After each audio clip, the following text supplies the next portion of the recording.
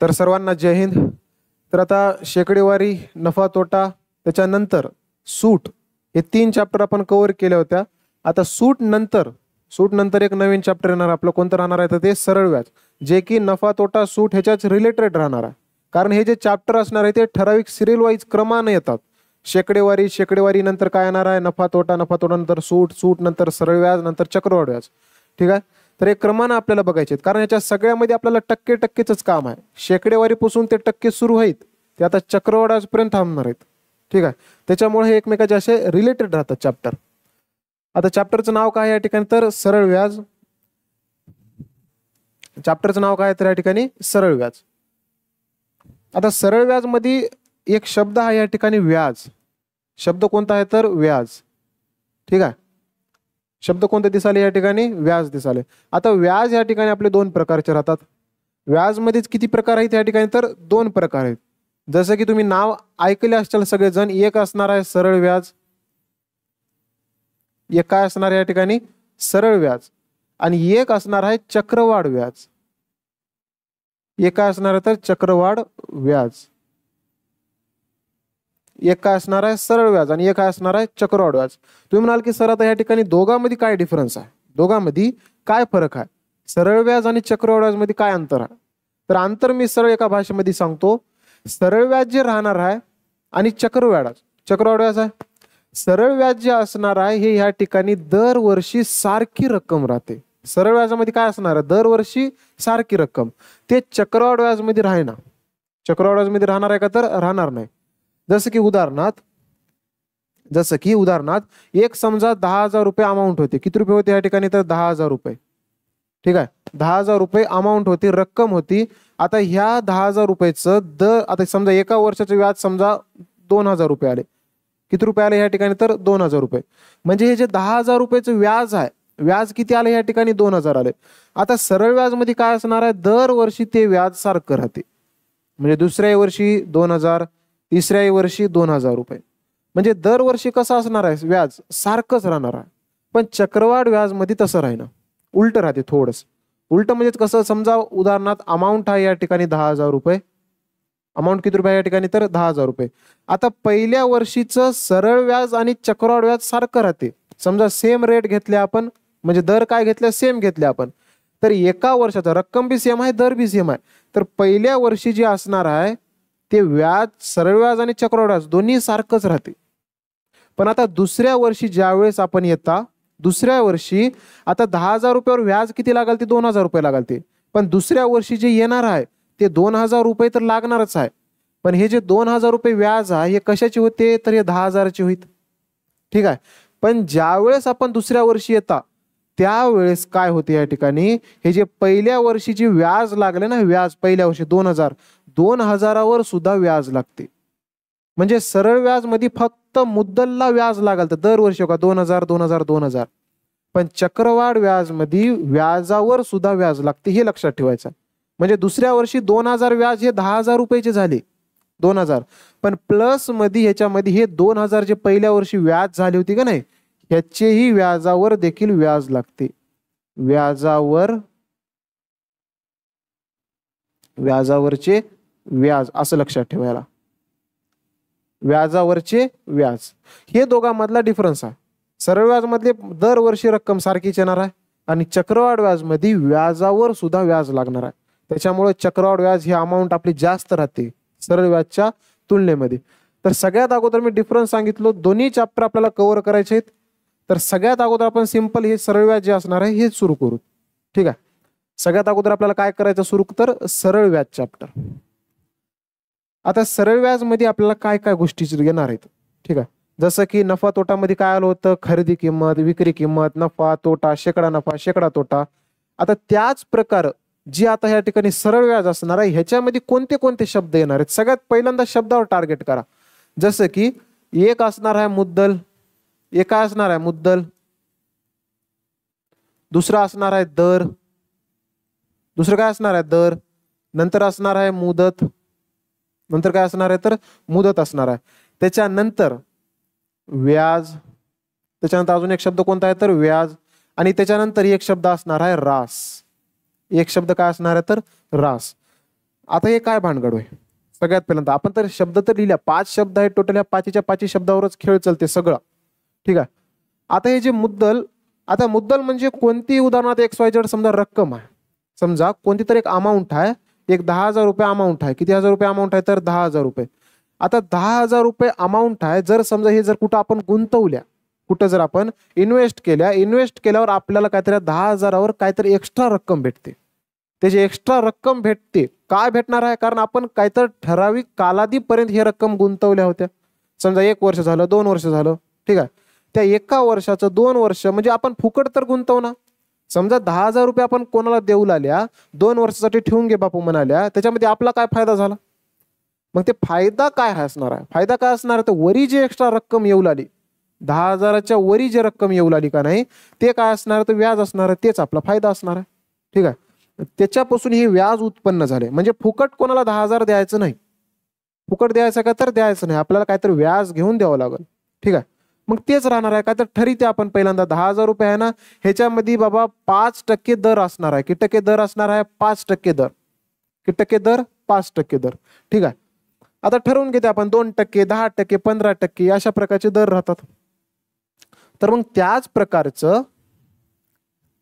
प्रकारचं जे व्याज कधी पण निघते, व्याज लक्षात ठेवा. व्याज जर समजा या ठिकाणी जर मला व्याज जर काढायचं असेल, व्याज बरोबर लक्षात ठेवा माझा एक फॉर्म्युला. व्याज बरोबर काय असणार आहे माहित आहे का? मुद्दल तर असणारच आहे. मुद्दलचे काय करायचं आहे तुम्हाला? मुद्दलचे दर जेवढी काय असणार आहे, दर टक्केवारी आपल्याला काढायचा. मुद्दल गुणिले काय करायचं? तर दर टक्केवारी काढायचं. आता येतो मी ते आपल्याला, कारण तुम्ही सगळेजण वाट बघायला कशाची? तर सरळ व्याज बरोबर मुद्दल गुणिले दर गुणिले मुदत भागिले 100 हे सर कधी लिहितात, पण त्याचे फॉर्म्युला उत्पन्न झाला ते कसं उत्पन्न झालं पहिल्यांदा ते सांगालो मी, बेसिक कन्सेप्ट. ठीक आहे. डायरेक्ट मी फॉर्म्युला देतो, पण सगळ्यात अगोदर जे फॉर्म्युला तयार कसं झालं हे पहिल्यांदा समजावं लागेल, कारण बेसिक गोष्टीच महत्वाच्या राहणार आहे त्याच्यामध्ये. ठीक आहे. आता जसं की 10,000 रुपये समजा 5,000 रुपये रक्कम होती. किती रक्कम होती? 5,000 रुपये. मी बाबा असं म्हणलो की या 5,000 मध्ये 4% जे दर राहते, रेट जे राहणार आहे, दर म्हणजेच व्याज राहते. लक्षात ठेवा तुम्ही, दर म्हणजेच काय असणार आहे? व्याज असणार आहे. पण ते जे राहणार आहे व्याज, ते 1 वर्षाचं राहणार आहे, हे बी लक्षात ठेवा आपल्याला. किती वर्षाचं असणार आहे? 1 वर्षाचं. जसं की 5,000 मध्ये मी म्हणलो की 10% दर आहे. 10% दर म्हणजे समजा की 10% व्याज आहे. 10% काय आहे? तर व्याज आहे. मग तुम्ही काय करणार आहोत? 5,000 मध्ये 10% दर आहे, म्हणजे 10% म्हणजे किती येणार आहे? 10 भागिले 100. 10 भागिले काय येते? 100 येते. ठीक आहे. मग आता व्याज किती येते बघा या ठिकाणी. 1 2 कटलं. 50 गुणिले 10 केल्याच्यानंतर किती येऊ लागले या ठिकाणी? 500 येऊ लागले. 50 गुणिले 10 केल्यावर किती येऊ लागले? 500. पण मी तुम्हाला सांगितलो आत्ताच, काय सांगितलो? की हे जे 10% दर काढल्या, दर ठेवून गुणाकार केला, 500 रुपये आले. पण हे 1 वर्षाचं आहे, एवढं लक्षात ठेवायचं. हे किती वर्षाचं आहे? तर 1 वर्षाचं आहे. मग आपल्याला मला सांगा, हे 1 वर्षाचं आहे, मग त्यांना काहीतरी सांगते की बाबा 3 वर्षानंतर व्याज किती होईल? 3 वर्षानंतर. मग आता या ठिकाणी 3 वर्षानंतर जर म्हणलं, 3 वर्षानंतर जर म्हणत असेल, त्या 500ला 1 वर्षात झालंय, मग 3 वर्ष म्हणल्यावर गुणिले किती करावं लागेल मला? 3 करावं लागेल. गुणिले किती करावं लागेल मला या ठिकाणी? 3, कारण 3 वर्षासाठी होतं ना हे. किती वर्षासाठी होतं? 3 वर्षासाठी होतं. मग आता 3 वर्षासाठी केल्यावर मला सांगा या ठिकाणी 500 गुणिले 3 केल्यावर किती येते? 500 गुणिले 3 केल्यावर 3 0 जा 0, 3 0 जा 0, 3 5 15, म्हणजे 1,500 रुपये मला भेटाले व्याज. काय भेटाले? 1,500 रुपये व्याज भेटाले. मग आता इनडायरेक्टली तुम्ही एक फॉर्म्युलाच एक टाईपचं लक्षात ठेवा. मुद्दल गुणिले दर टक्के केल्यावर काय येणार आहे? 1 वर्षाचं व्याज. 1 वर्षाचं व्याज. आणि त्याच्यामध्ये जर मी समजा अजून गुणिलेमध्ये जेवढंही काय मला मुदत देऊ लागले ना, मुदत म्हणजे हे जे मुदत देऊ लागले 3 वर्ष, ते जर गुणलो तर मला 3 वर्षाचं बी व्याज भेटणार आहे. जेवढंही काही वर्षाचं असेल, 5 वर्ष असेल गुणिले 5 करा, बस काम संपलं. ठीक आहे. त्याच्यापासून हे फॉर्म्युला तयार झाला. तुम्ही म्हणाल की सर आता तुम्ही तर व्याज बरोबर मुद्दल गुणिले दर गुणिले मुदत लिहिल्या, भागिले 100 कुठे गेलं?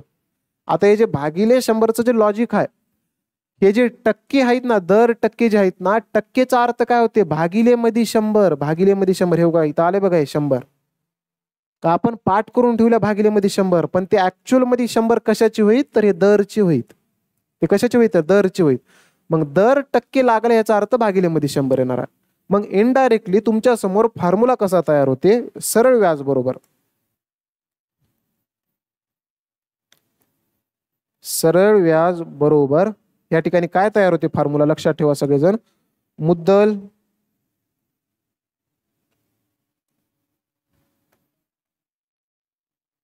मुद्दल गुणिले गुणिले दर गुणिले मुदत मुदत भागिले मध्ये काय असणार आहे या ठिकाणी तर 100 असणार आहे. हे लक्षात ठेवायचं आपल्याला.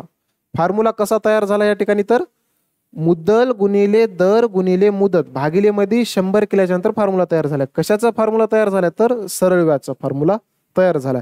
पण ऍक्च्युअल मध्ये त्याचा फॉर्म्युला बनण्याची प्रोसेस हे होती. दरचे जेवढे काही टक्के आहेत तेवढं व्याज आहे, एवढं लक्षात ठेवा. ठीक आहे. आणि ते एका वर्षाचं व्याज आहे, मला जेवढ्याही वर्षाचं काढायचं आहे गुणिले मुदत करावं लागेल. ठीक आहे. आता हे होती आपली बेसिक कॉन्सेप्ट. हे काय होती बेसिक फॉर्म्युला आहे सरळ व्याज बरोबर मुद्दल गुणिले दर गुणिले मुदत. आता ह्या 4 गोष्टीपैकी आता याच्यामध्ये किती गोष्टी आहेत या ठिकाणी 4 गोष्टी आहेत. 1 2 3 4 4 गोष्टींपैकी क्वेश्चन मध्ये कोणत्याही 3 गोष्टी देते आणि एक गोष्ट विचारते. कोणत्याही 3 गोष्टी देणार आहे. जसं की तुम्हाला सरळ व्याज विचारते, मग तुम्हाला मुद्दल दर आणि मुदत देते. समजा तुम्हाला मुद्दल जर विचारला असेल तर तुम्हाला सरळ व्याज दर आणि मुदत देते. मग जे काही किमती देतात ते ठेवायचं आणि जे काढायचं आहे त्याला एक्स मानायचं आणि गुणाकार करून कॅल्क्युलेशन करून उत्तर काढायचं. ठीक आहे. हे नॉर्मल बेसिक आहे, हे फॉर्म्युला आहे. आता हे झाल्याच्या नंतर आता हे तर बेसिक मेथड आहे, पण आपल्याला एक्झाम साठी बेसिक मेथड लागणार. जर समजा आपण इनडायरेक्टली पोलीस भरतीची जर तयारी करत असाल तिथे त्या ठिकाणी बेसिक चलते. का चलते? कारण तुम्हाला 90 मिनिटांमध्ये 100 क्वेश्चन सॉल्व्ह करायचे राहतात. ठीकठाक तुम्हाला टाइम दिलेला राहते. पण जर समजा तुम्ही SSC GD सारख्या किंवा रेल्वे सारख्या जर भरतीमध्ये जर आल्या केंद्र शासनाच्या सेंट्रलच्या, मग त्या ठिकाणी तुम्हाला 60 मिनिटांमध्ये 80 प्रश्न सॉल्व्ह करावे लागते. मग तुम्हाला ह्या ठिकाणी बेसिक जर मेथड वापरल्या तर कुठंतरी तुमचा टायमिंग जास्त जाते. त्याच्यामुळं आपल्याला काही क्वेश्चनला शॉर्टकट टेक्निक वापरावं लागते. मी असं म्हणाचो की प्रत्येक क्वेश्चनला शॉर्टकट टेक्निक वापरा, तेवढे तर आपल्याकडे तयार पण होऊ शकणार. कारण पेपरमध्ये क्वेश्चन कसा तयार होईल काही सांगता येणार. जर नवीनच काय तयार केलं तर बेसिक न जावं लागेल. पण होईल तितकं प्रयत्न करायचे की जास्तीत जास्त क्वेश्चनला शॉर्टकट टेक्निक न उडवायचं. मग याला आपल्याला शॉर्टकट टेक्निकही उडीता येते. सरळ व्याज चॅप्टर मध्ये सुद्धा भरपूर शॉर्टकट पद्धती आहेत, फक्त आपल्याला समजावं लागेल. आतापर्यंत सरळ व्याज जे तुम्ही शिकल्या ते ह्याच्यावर शिकल्या, पण आता तुम्हाला मी माझी नवीन मेथड शिकवालो की आपल्याला कोणती गरज आहे, आपल्याला कोणती शिकायचं. आता लक्षात ठेवा सरळ व्याज म्हणजेच काय राहणार. मी फक्त थोडासा आता कारण आपण टक्केवारी शिकल्या म्हणून मी सांगालो, कारण शेकडेवारी शिकल्या शेकडेवारी मध्ये काय होतं टक्के होतं. आता टक्केवारीनुसार कसं उडवायचं गणित मी सांगतो. टक्केवारीनुसार टक्केवारीनं गणित उडवायचा.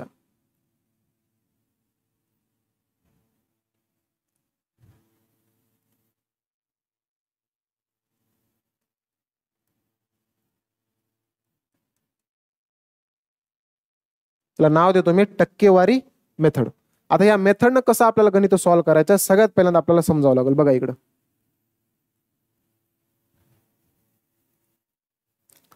हे कन्सेप्ट काय सांगते, टक्केवारी मेथड काय सांगते. कधी टक्केवारी म्हणले की 100% सगळ्यात पहिल्यांदा आपल्याला समजावं की टक्के 100%. जसं की एक कन्सेप्ट लक्षात ठेवा, जर समजा कधीही इथून पुढं कधी बी तुम्ही काय करायचं, मुद्दल जर म्हणलं, मुद्दल म्हणजेच काय मेन रक्कम राहते ज्याच्यावर की व्याज येते. बघा ज्याच्यावर काय येते तर व्याज येते. मुद्दलला कधी तुम्ही काय घ्यायचं तर 100% घ्यायचं. किती टक्के घ्यायचं 100%. किती टक्के घेतल्या 100%. आता मुद्दलला 100% घ्यायचं. आता हे समजल्या तुम्ही.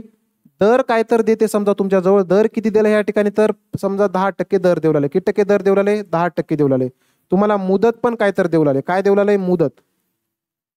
तुम्हाला मुदत पण काय तर द्याले, मुदत द्याले 5 वर्ष. किती वर्ष द्याले तर 5 वर्ष. ठीक आहे. तुम्हाला मी फक्त 2च गोष्टी दिलो. कोणत्या कोणत्या गोष्टी दिलो, एक दिलो तुम्हाला दर आणि एक दिलो तुम्हाला मुदत. हे मुद्दल मी माझ्या मनानं समजलो 100% मुद्दल आहे. किती टक्के मुद्दल आहे 100% मुद्दल आहे.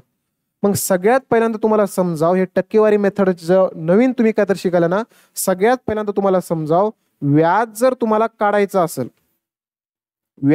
व्याज म्हणजेच मी काय म्हणलो होतो की दरची टक्केवारी राहते.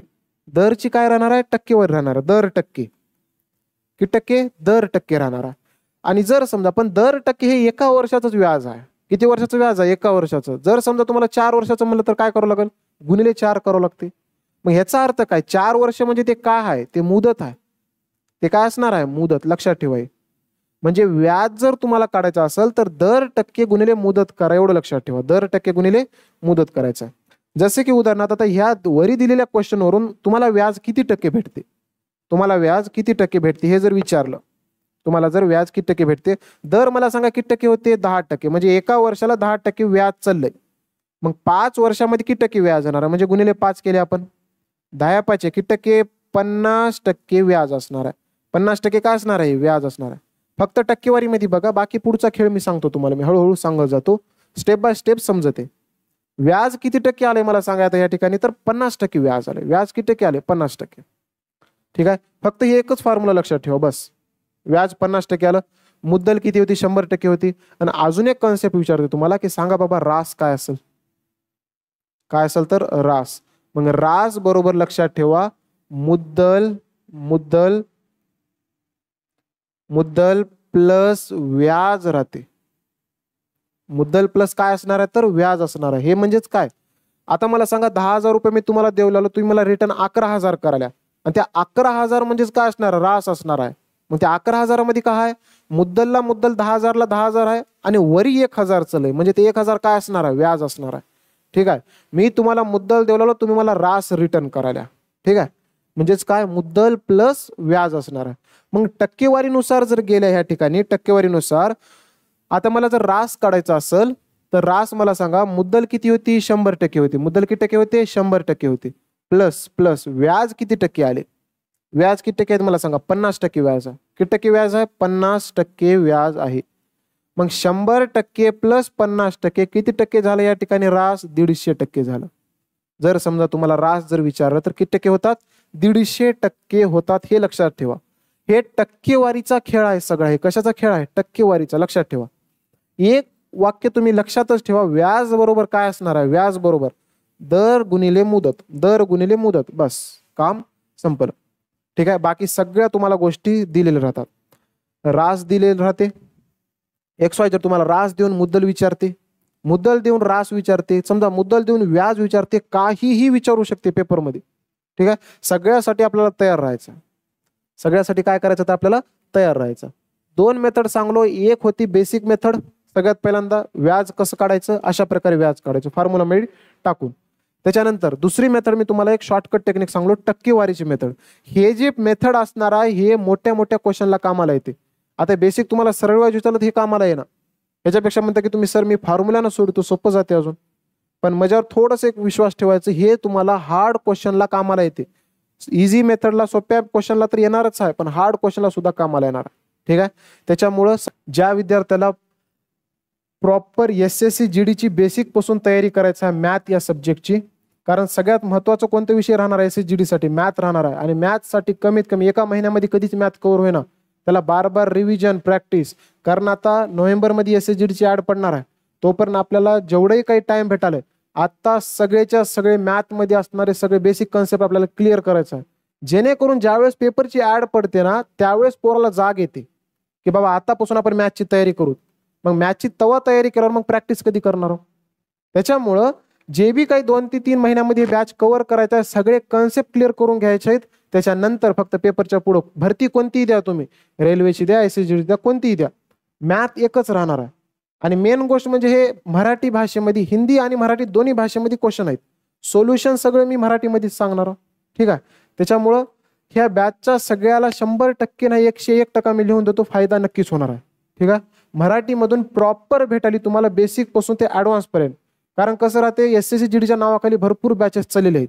ठीक आहे, पण जे विद्यार्थी गेल्या वेळेस बॅच घेतले होते, गेल्या वेळेस युट्यूब थ्रू पोर अभ्यास केले होते आपल्या प्रारंभ बॅचमधून, ठीक आहे, तर त्याचं सेकंड व्हर्जन मी आणलो आहे. ठिकाणी सेकंड व्हर्जन म्हणजे थोडंसं अपडेटेड कंटेंट आहे, आणि हे असणार आहे प्रारंभ 2.0 बॅच.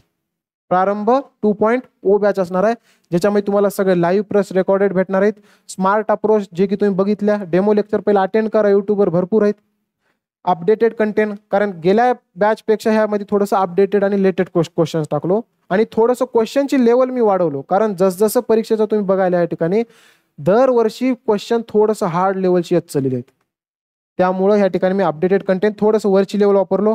PDF दोन्ही लँग्वेजमध्ये असणार आहेत, मराठी आणि हिंदी दोन्ही लँग्वेजमध्ये. क्लास नोट्स भेटणार आहेत, सोबतच तुम्हाला प्रॅक्टिस शीट भेटणार आहे. ठीक आहे. बॅच बद्दल काही माहिती पाहिजे असेल तर ह्या नंबरवर तुम्ही कॉन्टॅक्ट करू शकता. जर ॲप जर असेल तर प्ले स्टोअरवर सर्च करायचा, श्रेयश मॅथ सर्च करा. काय करा? श्रेयश मॅथ. MATH टाका, यस टाकू नका पुढं, फक्त SHREYASH MATH अशा प्रकारची लोगो दिसते. हे लोगो असणारं ॲप आपल्याला इन्स्टॉल करायचं आहे. जर काही डाऊट असेल तर ह्या नंबरवर कॉन्टॅक्ट करा.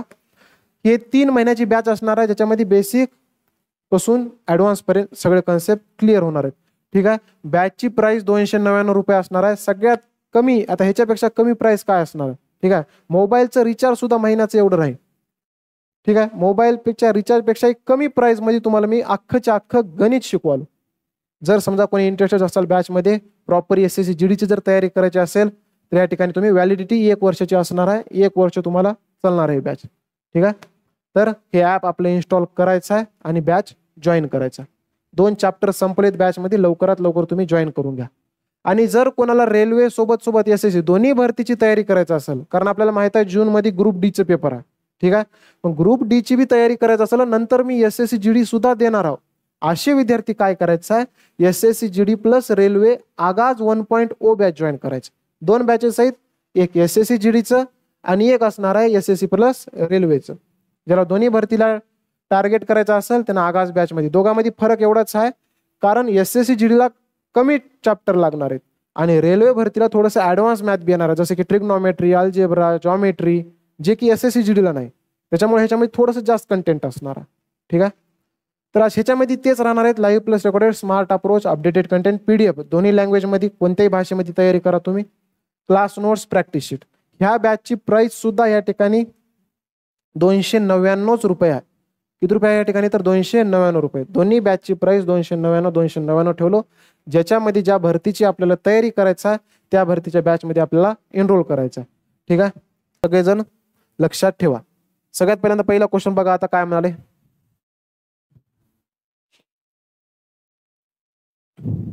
ठीक आहे. पहिला क्वेश्चन बघा काय म्हणते या ठिकाणी, की 1 नंबरचं क्वेश्चन होय. इथं क्वेश्चन नंबर दिलं नाही, लक्षात ठेवा. 1 नंबरचं क्वेश्चन आहे.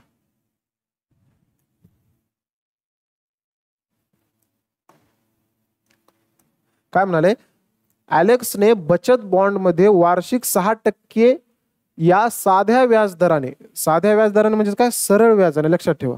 साध्या व्याजदराने $1500 गुंतवले, त्याला 4 वर्षांनी किती व्याज मिळेल म्हणाले. त्याला 4 वर्षांना किती व्याज मिळेल म्हणाले. मग सगळ्यात पहिल्यांदा तुम्हाला मेथड नंबर 1 शिकवतो मी. कोणते शिकवतो? Method number 1. मेथड 1. ठीक आहे. मेथड 1 काय सांगते? सरळ सरळ विचारलं की किती व्याज मिळेल. व्याज मिळेल म्हणजेच काय? क्वेश्चन वाचून समजलं की साध्या व्याज म्हणले, म्हणजेच काय म्हणाले या ठिकाणी? सरळ व्याज. काय म्हणाले? सरळ व्याज. मग सरळ व्याज बरोबर मी आत्ता सूत्र सांगितलं तुम्हाला. काय सांगितलो? मुद्दल, मुद्दल गुणिले दर गुणिले मुदत, मुदत भागिले मध्ये 100 राहणार आहे. भागिले मध्ये काय राहणार आहे? तर 100 राहणार आहे. ठीक आहे. मग या फॉर्म्युल्यामध्ये फक्त आपले आकडे टाकायचे, बाकी सरळ व्याज येऊन जाते. मुद्दल किती दिलंय? आता जेवढी काही रक्कम गुंतवाले ह्याचा अर्थ ते मुद्दलच होय ना. स्टार्टिंगला जे रक्कम देऊ लागले ते काय असणार आहे? मुद्दल असणार आहे. मग बिचारांना कितीनं गुंतवलं अलेक्सनं? $1500. हे आहे त्या ठिकाणी $1500. सिम्बॉल काढा नको काढा, खाली सगळीकडे डॉलरच आहेत. Dollar dollar. मुद्दल आलं गुणिले, गुणिले. आता दर किती आहे बघा या ठिकाणी. दर किती टक्के म्हणले? 6% दर म्हणले. किती टक्के दर म्हणले? 6%. 6 आलं गुणिले. मुदत किती म्हणाले? 4 वर्षांनी म्हणले. 4 वर्षांनी म्हणजे मुदत भेटलं 4 मला. आणि भागिले मध्ये आपण काय केलं? छानपैकी 100 टाकले. काय केलं या ठिकाणी? 100 टाकले. मग आपल्याला सगळ्यालाच माहित आहे की खालचे 2 झिरो आणि वरचे 2 झिरो हे कट होऊन जातात. ठीक आहे. मग ह्या ठिकाणी 15 सखी 90. 90 गुणिले 4 करा. 90 गुणिले 4 किती उरलं ह्या ठिकाणी? 4 झिरोचा 0, 4 नम 36. $360. 360 काय आलं ह्या ठिकाणी? तर डॉलर. $360 भेटाले. म्हणजे ऑप्शन नंबर काय असेल या ठिकाणी? 360 कुठे गेलं? ऑप्शन नंबर ए आपल्या क्वेश्चनचा आन्सर असेल. नॉर्मल, सिंपल, साधं, सोपं क्वेश्चन होतं. पण असं आता ह्या मेथडनं तर सोडवलं आपण, कोणत्या फॉर्म्युला मेथडनं. पण आता तुम्ही म्हणाल की सर दुसऱ्या मेथडनं कसं सॉल्व्ह करायचं. मेथड नंबर काय होती, हे 1 होती. आता मी तुम्हाला मेथड नंबर याची 2 सांगतो. मेथड नंबर काय 2. कोणती मेथड असणार आहे आता, हे टक्केवारी मेथड. टक्केवारी मेथडनं कसं उडवायचं ह्या गणिताला बघा.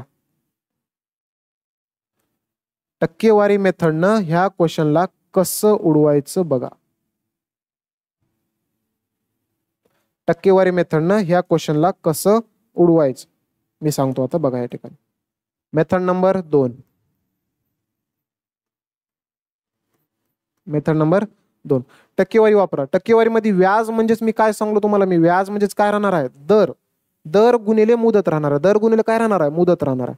आणि मी तुम्हाला पहिले एक गोष्ट सांगितलं होतं, मला सांगा इन्व्हेस्ट किती रुपये करायला, 1500 रुपये गुंतवले, $1500 गुंतवले, सॉरी किती डॉलर गुंतवले, 1500 डॉलर काय केलंय, गुंतवलंय. ह्याचा अर्थ मला सांगा, हे मुद्दलच होय एक टाईपचं काय होय, मुद्दल होय. आणि मुद्दलला काय लिहायचं म्हणलो मी, टक्केवारीमध्ये काय लिहायचं, 100% लिहायचं. काय लिहायचं तर 100%. म्हणजेच हे $150 म्हणजेच किती टक्के आहे त्याची टक्केवारी खाली टाका, त्याचीच टक्केवारी. ठीक आहे, $1500 म्हणजेच किती टक्के असणार आहे या ठिकाणी, 100% असणार आहे. का, कारण ते मुद्दल आहे. आणि आपण पहिले बघितल्या ओरिजिनल किंमत वरी लिहायचं आणि त्याची टक्केवारी खाली टाकायचं. मग 100% कशाची किंमत आहे तर $1500 आहे. आणि तुम्हाला जे काढायचं आहे ते गुणिलेमध्ये टाका म्हणाल तुम्ही. जे आपल्याला काढायचं असते ते कशामध्ये टाकायचं आहे, गुणिलेमध्ये टाकायचं. मग गुणिलेमध्ये टाकल्याच्या नंतर दादा मला सांगा इथं काय ते, मग आता आपल्याला काय काढायचं, व्याज काढायचा. मग व्याज म्हणजे मी पहिलेही सांगलो होतो, व्याज बरोबर काय असणार आहे, व्याज बरोबर दर गुणिले काय असणार आहे, मुदत. दर गुणिले मुदत. दर किती दिले मला सांगा या ठिकाणी, 6% साध्या व्याजनं मला 6% गुणिले 4 वर्षासाठी. साइन चौक किती टक्के आला या ठिकाणी, 24%. म्हणजे 24% व्याज आहे या ठिकाणी. किती टक्के व्याज आहे, 24%. मग 24% व्याज म्हणल्याच्या नंतर मग आपल्याला कशाची किंमत काढायचं आहे, या 24%चीच किंमत काढायचं आहे. आणि ज्याची किंमत काढायचं राहते ते गुणिलेमध्ये टाकायचं. कधी लक्षात ठेवा, ज्याची किंमत काढायचं आहे त्याला कशात टाकायचं, गुणिलेमध्ये टाकायचं. ठीक आहे. मग आता इथं सॉल्व्ह करा या ठिकाणी, 1 2 1 2 15 गुणिले 24 एवढाले किती येते मला सांगा या ठिकाणी, 15 गुणिले 24, 15 चौक 60 ला 0 हातचे आले 6, 15 दोन्ही 30, 30 आणि 6 किती एवढाले या ठिकाणी, $360. $360 हे आपल्या क्वेश्चनचा आन्सर असेल. ऑप्शन नंबर किती येणार आहे मग या ठिकाणी, ऑप्शन नंबर ए आपल्या क्वेश्चनचा आन्सर येणार आहे. जर समजा तुम्हाला असं विचारलं असतं ह्या ठिकाणी की रास सांगा बाबा किती होती, रास म्हणजेच काय येणार आहे, मुद्दल प्लस व्याज. मग मुद्दल तर 100% होती आणि प्लस याच्यामध्ये व्याज करा 24%. 100 अधिक 24% किती झाले टक्के, 124. मग ह्या ठिकाणी मी 124 ठेवला असतो बस.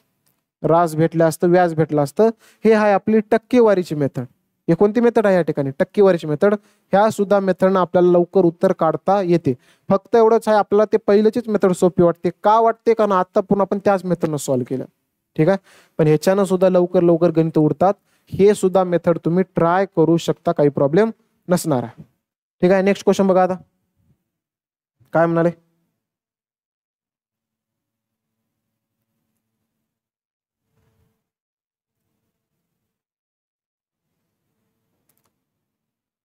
मेरीने एका मित्राकडून $3000 वार्षिक 6% साध्या व्याजाने घेतले. जर तिने 1.5 वर्षानंतर कर्जाची परतफेड केली तर एकूण भरलेले व्याज शोधा. पहिल्यांदा बघा तिनं साध्या व्याजाने देवलेले का कसं द्याली, तिने द्याली बिचारे साध्या व्याजानं. याचा अर्थ काय काढायचा आहे, सरळ व्याज. काय काढायचं आपल्याला, सरळ व्याज. मग मला सांगा सरळ व्याज बरोबर काय, मुद्दल गुणिले दर गुणिले मुदत भागिले मध्ये काय 100. मला सांगा किती डॉलर, $3000 होते. किती डॉलर होते, $3000. $3000 होते. 6% साध्या व्याजनं 6% दर आहे गुणिले 1.5 वर्षानंतर. 1.5 वर्षानंतर म्हणजे 1.5 आलं या ठिकाणी. आणि एक गोष्ट लक्षात ठेवायचं, मुदत कधी बी वर्षामध्येच यावं लागेल. कशामध्ये यावं लागेल, वर्षामध्ये. जर इथं महिने दिवस दिलं तर ह्याचं रूपांतर वर्षात करावं लागते, हे लक्षात ठेवा. ठीक आहे. आणि भागिलेमध्ये किती येणार आहे, तर मग या ठिकाणी 100 येणार आहे. भागिलेमध्ये किती येणार आहे या ठिकाणी, तर 100 आले. मग इथे कॅल्क्युलेशन करा, 1 2 1 2 ह्या ठिकाणी 0.5 आहे, म्हणजे 1.5 आहे. ठीक आहे. मग आपण एक काम करू, असं करू, ह्याला हे दशांश कट करूत आणि खाली एक 0 एक एक्स्ट्रा घेऊत आणि ते एक 0 आणि इथला एक 0 कट झाला. म्हणजे इथे किती उराले 15 सखी 90, 90 गुणिले 3, 3 गुणिले 90, 3 गुणिले 90 म्हणजे किती भेटणार आहे या ठिकाणी 9 त्रिक 27 आणि हे 0 म्हणजे किती डॉलर यायला या ठिकाणी $270 आपल्या क्वेश्चनचं आन्सर असेल. किती डॉलर असणार आहे या ठिकाणी $270. ऑप्शन नंबर काय येणार आहे मग ऑप्शन नंबर सी आपल्या क्वेश्चनचं आन्सर असेल. Option number c. ठीक आहे. पॉइंट मध्ये जरी दिलं मुदत तरी सुद्धा काही प्रॉब्लेम नाही. नेक्स्ट क्वेश्चन तुमच्या मनावर आहे, तुम्ही त्या मेथडनं सुद्धा उडवू शकता. मेथड नंबर 2 न सुद्धा उडवू शकता.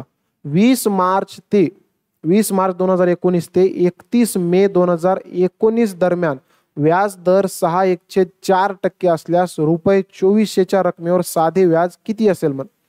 ठीक आहे. क्वेश्चन दिले कुठून ते कुठपर्यंत म्हणलंय 20 मार्च पासून ते 31 मे पर्यंत. 20 मार्च पासून ते 31 मे पर्यंत.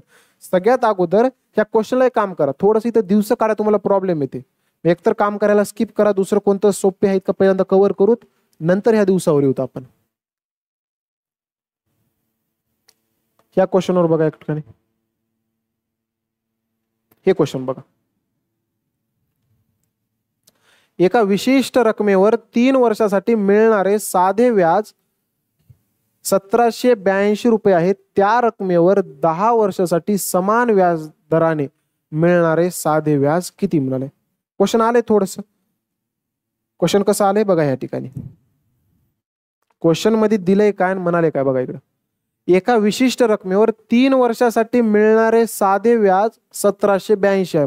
कन्सेप्ट बेस्ड क्वेश्चन आहे. कसं असणार आहे तर कन्सेप्ट बेस्ड क्वेश्चन.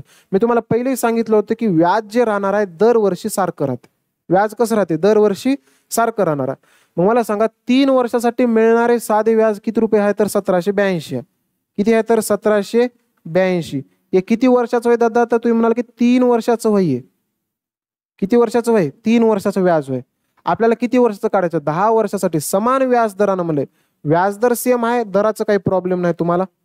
मग आता 1782 3 वर्षाचं व्याज वय आपल्याला काढायचं आहे दादा 10 वर्षाचं व्याज. किती वर्षाचं व्याज 10 वर्षाचं. मग या 3 न जर वरी भागलो तर एका वर्षाचं व्याज निघते आणि एका वर्षाचं व्याज गुणिले जर 10 वर्ष केलो तर 10 वर्षाचं व्याज निघणार आहे. ठीक आहे. म्हणून ह्याच्या खाली मी 3 वर्ष टाकलो, गुणिले मध्ये 10 वर्ष करायचं आपल्याला. बघा या ठिकाणी काय येते मग 3 1 3, 3 5 15, 16 17 2 उरले 28 झाले, 3 9 27, 28 म्हणजे 1 उरले 12 झाले, 3 चौक 12 आणि गुणिले मध्ये 10, गुणिले मध्ये 10 याचा अर्थ 1 0 एक्स्ट्रा येते. 1 0 एक्स्ट्रा येणार आहे. अशा प्रकारे हे आपल्या क्वेश्चनचा आन्सर असेल. Option number 5940. Option number c आपल्या क्वेश्चनचा आन्सर असेल. नेक्स्ट क्वेश्चन बघा.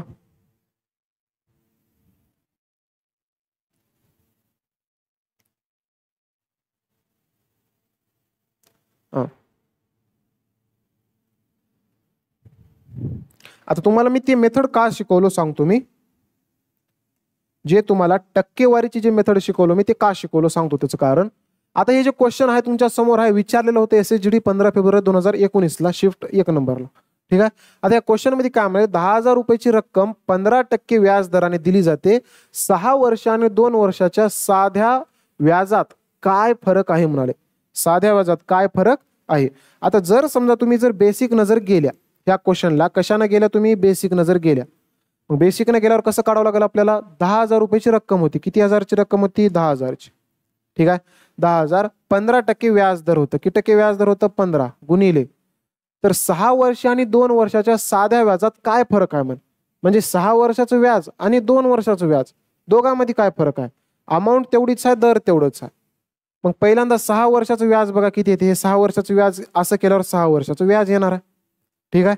मग आता मला सांगा तेच रक्कम 10,000ला 10,000 गुणिले 15% रेटला 15% रेट आता किती वर्षात 2 वर्षात.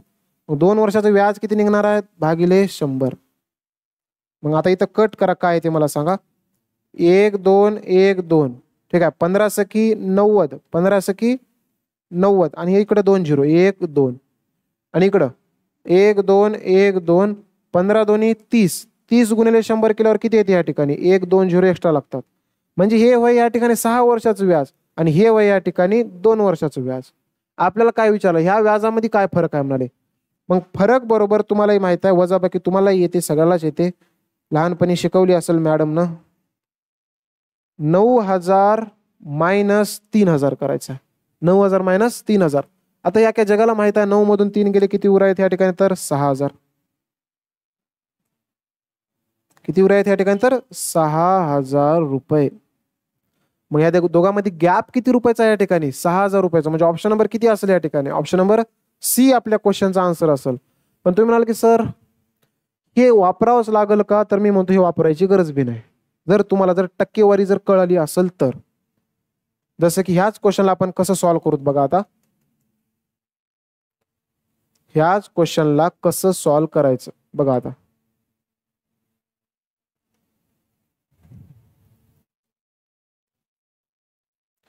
या प्रश्नाला आपण करूत कॉपी. बघा आता या क्वेश्चनला कसं सॉल्व्ह करायचं. फक्त कन्सेप्ट लक्षात ठेवा. मी काय सांगलो, जर समजा तुम्हाला जर व्याज जर काढायचं असेल, व्याज बरोबर काय राहते, दर, आणि दर गुणिले काय करायचं आहे, मुदत करायचं, बस काम संपलं. मग मला सांगा, पहिल्यांदा 6 वर्ष आणि 2 वर्षाच्या व्याजामध्ये काय फरक आहे म्हणाले. 6 वर्षाचं व्याज किती येते, 6 वर्षाचं व्याज 2 व्याज आहेत या ठिकाणी. हे व्याज नंबर 1 आहे आणि व्याज नंबर 2 आहे. व्याज नंबर 1, व्याज नंबर 2. व्याज बरोबर मी काय सांगलो तुम्हाला, दर, दर गुणिले मुदत. दर गुणिले काय, मुदत. मला सांगा किती आहे, 15% दर आहे. किती टक्के दर आहे या ठिकाणी, 15% दर. ठीक आहे, 15% दर आहे आणि गुणिले किती वर्षाचं म्हणले, पहिल्यांदा आपण 6 वर्षाचं काढू व्याज. पहिल्यांदा 6 वर्षाचं काढल्या, 15 सकी 90% आले. आता दुसऱ्या वर्षाचं व्याज काढायचं होतं, दर तेवढंच आहे. दर कधी कधी दर बदलला तर बदला, काही प्रॉब्लेम नाही. 15% दर आहे. 15% गुणिले किती वर्षाचा, आता 2 वर्षाचं. मग 2 वर्षाचं केल्या गुणिले 2 केल्या, 15 दोन्ही किती टक्के आहे, 30%. आणि तुम्हाला फरक विचारले ना, फरक कितीचा आहे या ठिकाणी, फरक कितीचा आहे. 90 मधून 30 गेले, किती टक्के उरायत, 60% उरायत. किती टक्के उरायत, तर 60% उरायत. मग 60% फरक किती आहे लक्षात ठेवा, 60% फरक आहे. पण आता क्वेश्चन कडे तुम्हाला 10,000 रुपयाची रक्कम म्हणले. किती हजारची रक्कम म्हणले, 10,000ची. म्हणजे 10,000 म्हणजे किती टक्के आहेत, रक्कम आहे, याचा अर्थ हे मुद्दल होय, 100% होय. किती टक्के होय, 100%. आणि तुम्हाला काय विचारले, फरक विचारले ह्या 2 व्याजामधला, आणि व्याजामधला फरक किती आहे, 60%चा. आणि जे आपल्याला काढायचं आहे ते गुणिले मी टाका 60%, बस काम संपलं. आता उडवा या ठिकाणी 1 2 1 2, 60 गुणिले 100 केल्याच्या नंतर किती येते, 60 गुणिले 100, 60च्या पुढे 2 झिरो एक्स्ट्रा येतात. 60च्या पुढे किती झिरो आले, एक्स्ट्रा 2 झिरो एक्स्ट्रा आले. म्हणजे ऑप्शन नंबर आपलं काय येणार आहे, 6,000. ऑप्शन नंबर सी आपल्या क्वेश्चनचा आन्सर असेल. तुम्ही म्हणाल की सर ह्यालाही थोडासा टाइम लागले का. आता हे मांडणी करून दाखवलं म्हणून टाइम लागले, ऍक्च्युअल मध्ये हे तुम्हाला माइंड मध्ये करायचं होतं. हे कशामध्ये करायचं होतं, 15 सकी 90, 15 दोन्ही 30, 90 मधून 30, कारण फरक विचारले. कधी कधी 2 व्याजची बेरीज विचारते, जरी बेरीज विचारलं 90 प्लस 30% करायचं 120, या ठिकाणी 120. ठीक आहे, जे पण काही विचारत असेल, फरक बेरीज जेही काही विचारालंय त्याचं करून या ठिकाणी गुणिले मीठ टाकायचं आहे. एवढी कन्सेप्ट आपल्याला लक्षात यावं या ठिकाणी. ठीक आहे, अशा प्रकारे हे क्वेश्चन आपल्याला सॉल्व्ह करायचं आहे. नेक्स्ट क्वेश्चन बघा बरं. आता नेक्स्ट क्वेश्चन काय म्हणाले,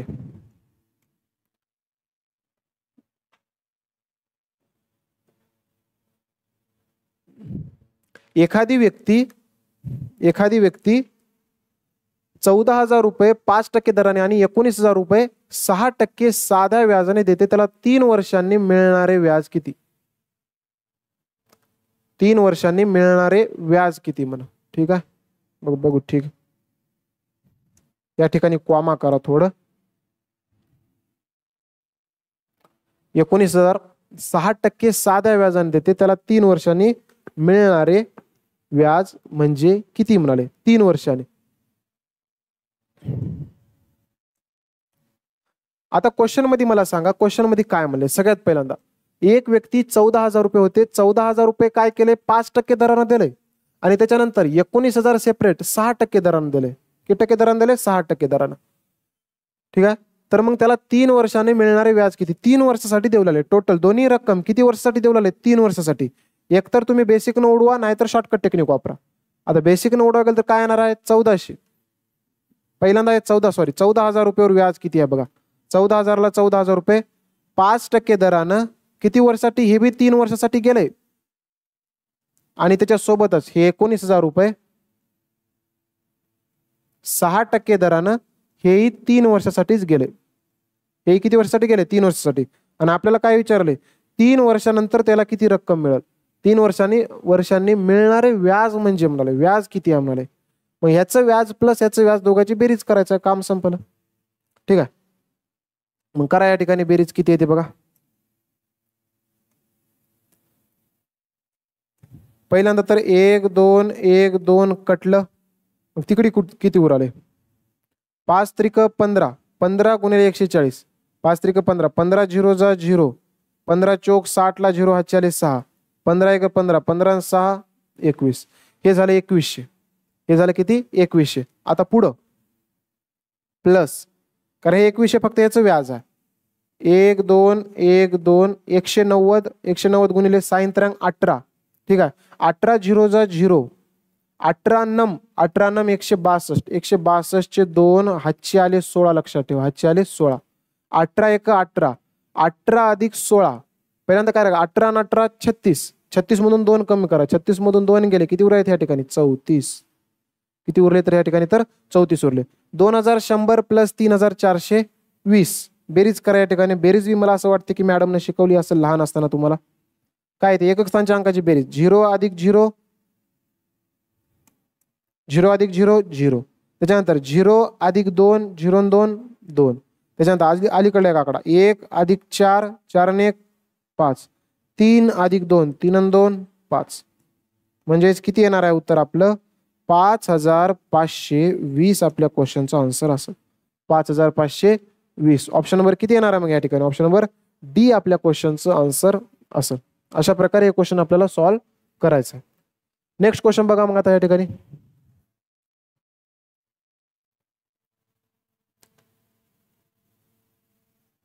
काय म्हणाले या क्वेश्चन मध्ये? ठराविक व्याज दराने 3 वर्षात रुपये 37,200 आणि 5 वर्षात 42,000 इतकी रक्कम असते. तीच रक्कम 8 वर्षात 6% वार्षिक साध्या व्याज दराने किती व्याज देईल म्हणाले. ठराविक व्याज दराने 3 वर्षात 37,200 आणि 5 वर्षात 42,000 इतकी रक्कम असते म्हणाले. इतकी काय म्हणाले? रक्कम असते. ठीक आहे, थोडंसं क्वेश्चन भारी लेवलचं आहे, पण याला सॉल्व्ह कसं करायचं सगळ्यात पहिल्यांदा बघा या ठिकाणी मी सांगतो कसं सॉल्व्ह करायचं. ठराविक व्याजदराने 3 वर्षात, मला सांगा या ठिकाणी 3 वर्ष होते. किती वर्ष होते? 3 वर्ष. सगळ्यात अगोदर 3 वर्षात 37,200 रुपये. 3 वर्षात किती रुपये या ठिकाणी? तर 37,200. 3 वर्षात किती या ठिकाणी? तर 37,200. 5 वर्षात 42,000. 5 वर्षात किती या ठिकाणी? तर 42,000.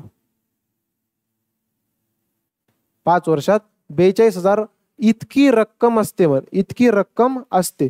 तीच रक्कम सगळ्यात अगोदर तर मला रक्कम काढावं लागेल. सगळ्यात अगोदर मला काय काढावं लागेल? रक्कम काढावं लागेल. मग मला सांगा, रक्कम काढूत आपण. इकडं कितीनं वाढालं या ठिकाणी? 2 वर्षानं वाढले. ठीक आहे, कितीनं वाढले या ठिकाणी? तर 2 वर्षानं वाढले. इथं मला समजलं की 2 वर्षानं वाढले, पण सगळ्यात पहिल्यांदा बघूत हे 37,200चं 42,000 झालं या ठिकाणी. 37,200चं काय झालं या ठिकाणी? 42,000 झाले. हे आपल्याला समजाव या ठिकाणी कितीनं वाढलंय. आणि वरी जेवढे काही वाढाले ते व्याजच वाढणार असेल. दुसरं काय वाढणार आहे? नवीन व्याजच वाढणार असेल. मग 37,200च्या वरी 42,000 गेले ना, कितीनं वाढले बघा. सगळ्यात अगोदर तर 42,000 मायनस 37,200 करा. 0 तून 0 गेले 0, 0 तून 0 गेले 0, 10 मधून 2 गेले 8. या ठिकाणी 1 उरलं. ठीक आहे, आता 1 जो उरल्याच्या नंतर या ठिकाणी 11 घ्यावं लागेल. 11 मधून 7 गेले, किती उरायत या ठिकाणी? 3 आणि 1 4, 3 मधून 3 गेले 0. 4,800. 4,000 किती तर या ठिकाणी? 800. म्हणजे कितीनं वाढले या ठिकाणी? 4,800 न वाढले. 4,800. म्हणजे 2 वर्षात किती व्याज भेटाले या ठिकाणी, तर 4,800 भेटाले. आणि हे जे 3 वर्षात एवढी रक्कम बनली होती म्हणजेच काय, व्याजासहित असणार आहे. म्हणजे ह्याच्यात 3 वर्षाचं व्याज आहे, एवढं लक्षात ठेवा. किती वर्षाचं व्याज आहे, 3 वर्षाचं व्याज आहे. मग मला सांगा 2 वर्षाचं व्याज किती असणार आहे, 4,800. 4,800 हे किती वर्षाचं व्याज होय, 2 वर्षाचं व्याज होय. पण मला जर काढायचं असेल मुद्दल जर काढायचं असेल तर मला पहिल्यांदा 3 वर्षाचं व्याज काढावं लागेल. काय करावं लागेल, 3 वर्षाचं व्याज काढावं लागेल.